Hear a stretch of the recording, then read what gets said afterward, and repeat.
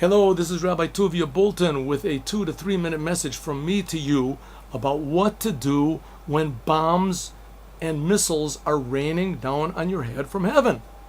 Yes, here in the Holy Land, our Arab cousins have been shooting missiles of all shapes and sizes for the last 4 days, approximately 200 of them, with the intention to damage as many Jews as possible. And miraculously, with the open hand of God, we've been protected, and not even one Jew has been injured by these missiles.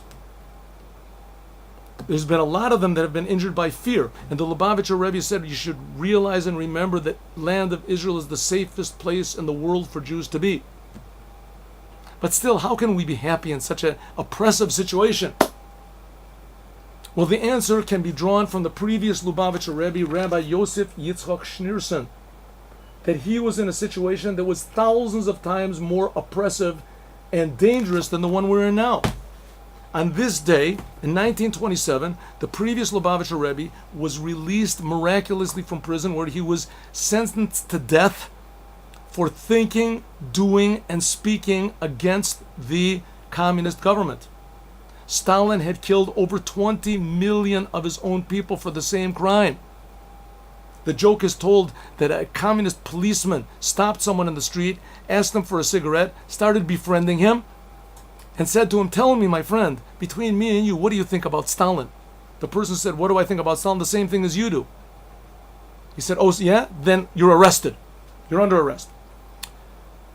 The situation was so desperate and dangerous, 1,000,000 times more than what we're experiencing now. And the previous Rebbe turned the whole thing around. In fact, the Rebbe said, the present Lubavitcher Rebbe, Rabbi Menachem Schneerson, said the reason that the Iron Curtain fell so miraculously in 1990 without even a drop of blood being spilled was because of what the previous Rebbe did back then. He put the first crack in the Iron Curtain. Hard to believe, but there is no other explanation. And that's what we can do. One good thought can change the whole entire world, can transform everything. And even if we think we don't deserve the blessing, but trusting in God makes a vessel for a new blessing to change the whole world. It makes no difference what was up to now. It doesn't make any difference who you were up to now.